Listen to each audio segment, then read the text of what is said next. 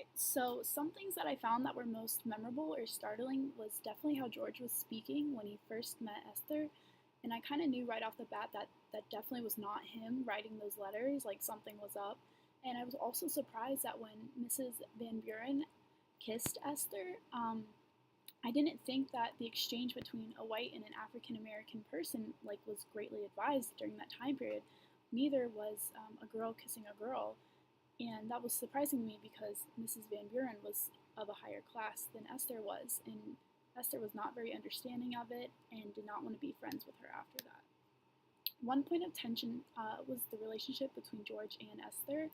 He is so different from his letters and not nearly as gentle, and Esther has never slept with a man before. She's very religious and she goes by the Bible. George doesn't really consider this and uses her to his advantage when it comes to her money. Another point of conflict is more of a religious issue. Esther lives by God, and Mr. Marks lives by his religion as well.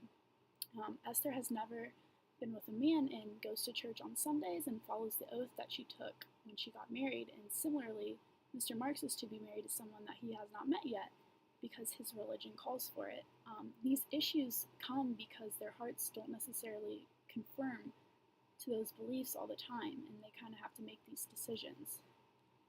Lastly, a third conflict comes within the different social classes and the different race. Obviously, Mrs. Van Buren is one of the only wealthy characters we come across, and she's white.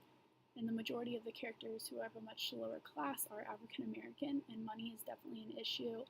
Esther has been saving up her whole life for this beauty parlor, and George just comes and takes all of her money from her. And I believe that the author Lynn Nottage was reinforcing our idea of racism. The African American characters were poor and unhappy. Esther was 35 and couldn't read and write, and came from a history of slavery as her father was. Esther and George both had people write letters for them. George was a cheater and had very little earnings. Mrs. Van Buren was wealthy and white, of course. The characters were always portrayed in a negative way, it seemed. However, all of these characters, regardless of race, are dealing with love in a tough way. And no one seems to be truly happy, and I think that Lynn Nottage shows that as a purpose in writing this play. No one race is 100% content with love with their life. And I do believe that stereotypes still exist and probably always will, but they aren't as harsh as they used to be. And I think people are more lighthearted, at least when jokes are made. And I don't think it's meant to be very degrading, but this, however, is with a younger age group. When it comes to older adults, I don't think we necessarily stereotype as much by race, but rather appearance.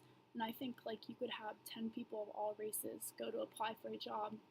If you give them all the same professional suit to wear, then they all have an equal chance of obtaining this job. But if you have 10 people of all races and some look raggedy, some don't look put together, and then that would be the cause for their rejection, not necessarily their race.